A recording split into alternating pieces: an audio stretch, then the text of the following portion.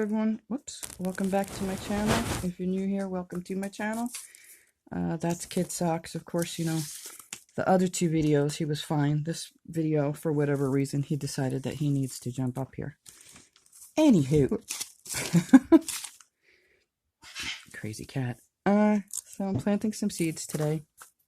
I wanted to show you that these are old. These are from 2015, which is, I guess, the last time I did any gardening. Sounds about right. So this is why I use these, because they're reusable. So I just found these. I was looking for something else, something to put these guys in while they're germinating, and obviously they need to be washed. But I just wanted to let you know these are reusable. That's why I use them instead of these, which I didn't know I had these till I went to look for that other thing. And that's pretty much what I wanted to say, I guess, except for a couple things. Marigolds I'm planting. Marigolds are good for tomatoes, especially. They keep the hornworms away. But they're a natural insecticide. So I plan on putting these by the blackberries, as well as where I'm going to put these. I planted some pickling cucumbers and some beans.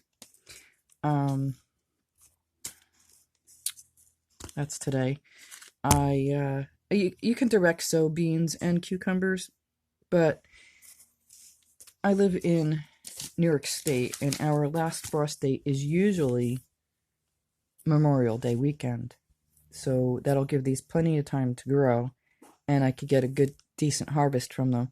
Because what I did was I amended the soil in that one remaining bed, and I put the weed fabric down, and I put up a trellis. And man, I'm telling you, I did that on Wednesday. Today's Saturday, April 25th, 2020, and I'm like still hurting from it. That's how out of shape I am. Plus the fibro doesn't help. Anyway, I don't mean to complain. It's just natural, I guess.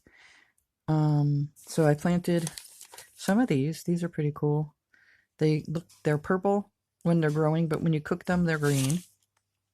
And they're a bush type. And these are they're the Kentucky Wonders. And these are old seeds. These are from 2007. That's the sell-by date is 2017. So I guess that's the last time I did anything. I started some peas. I started some nasturtium. Nasturtium are pretty. They taste, and they're edible. It's an edible flower.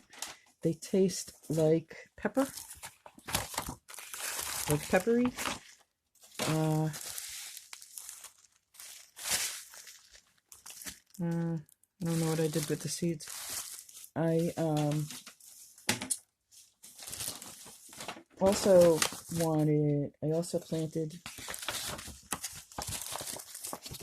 planted two different types of peas. I had ordered some from eBay and later found out that they're shelling peas.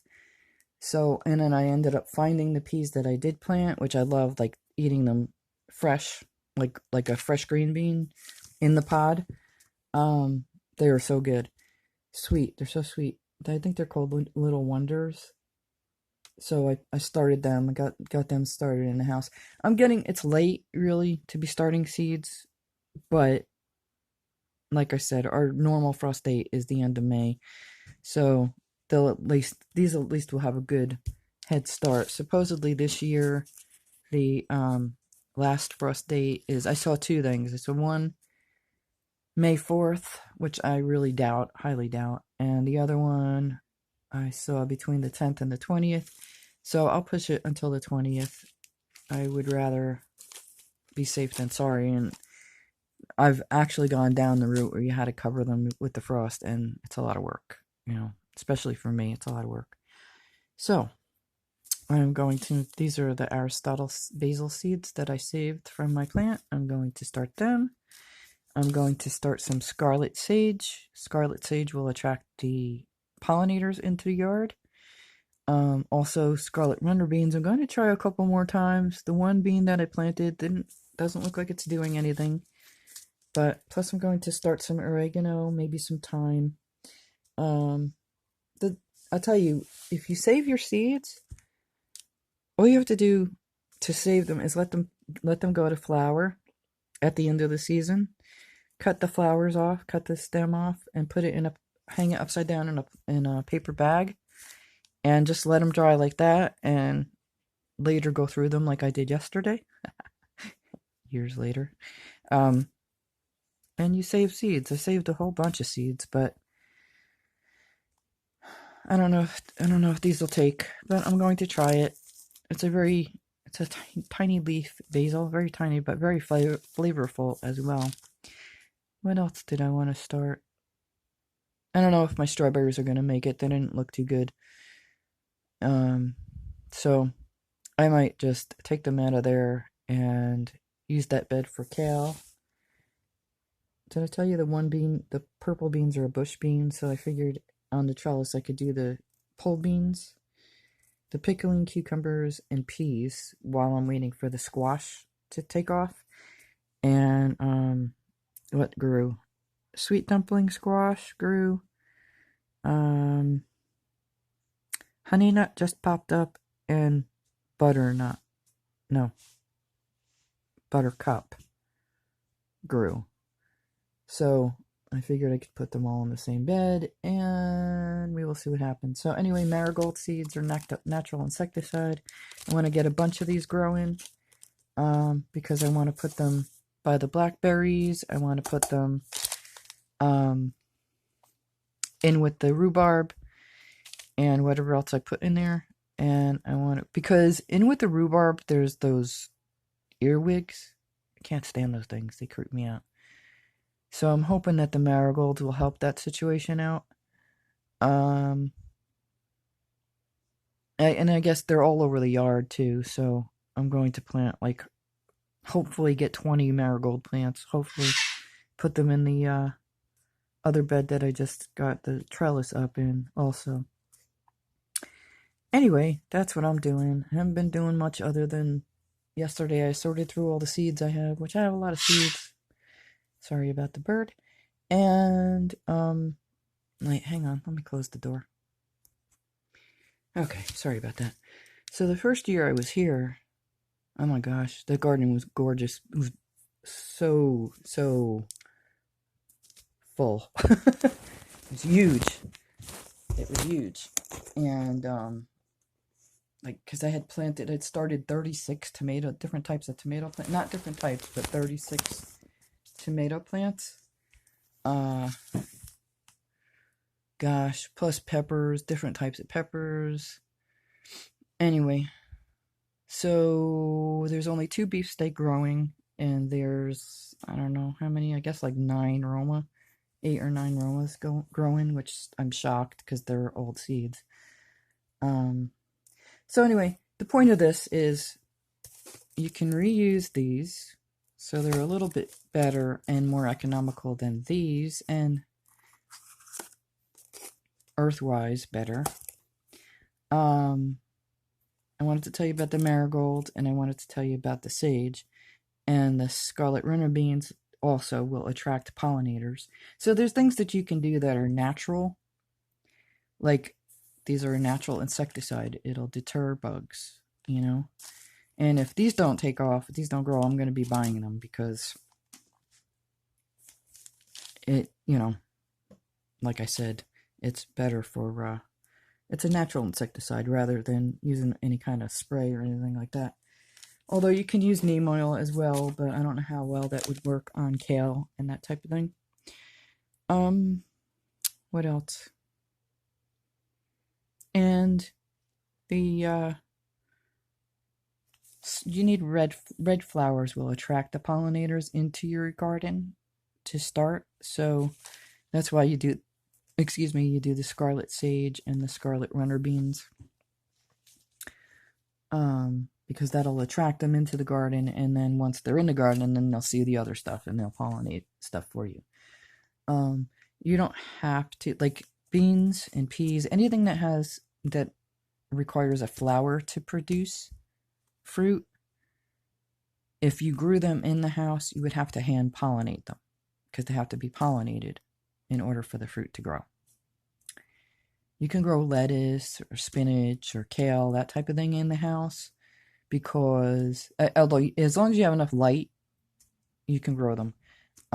Because they don't have a flower, it doesn't require a flower for you to eat it. So I started a bunch of lettuce too, lettuce seeds. We'll see what takes. Because like if you grow them, you can do a cut and come again type of lettuce thing. I know I'm rambling. There's so many things I want to talk about. Anyway, let's just stick with today's subject. Marigolds are a natural insecticide. Scarlet sage will attract your pollinators.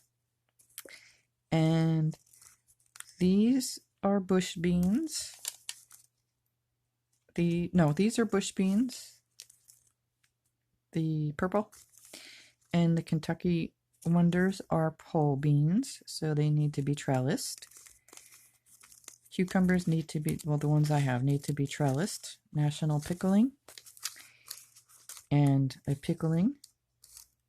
The scarlet runner beans are exactly what they say. They're like a pole bean, so they would need to be trellised or run up poles. I think that's it. Yeah. Some of the squash grew. I don't know if I said that in this video or not, but sweet dumpling, honey nut, and buttercup have sprouted. The zucchini did not sprout, which, no. I'm hoping that the Asian eggplant I started take, because I love Asian eggplant. Like the other eggplant, I could go to the farmer's market and get for $1. That's if this virus goes away, right?